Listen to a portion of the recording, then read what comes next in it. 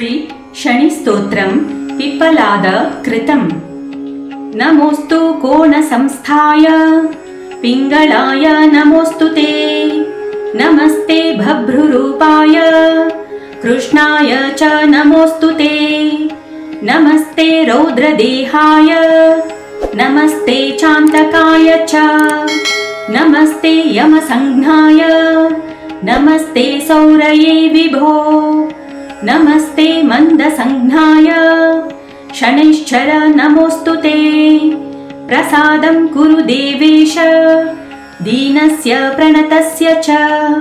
इति श्रीपिप्पलादकृत श्रीशनिस्तोत्रं सम्पूर्णम्।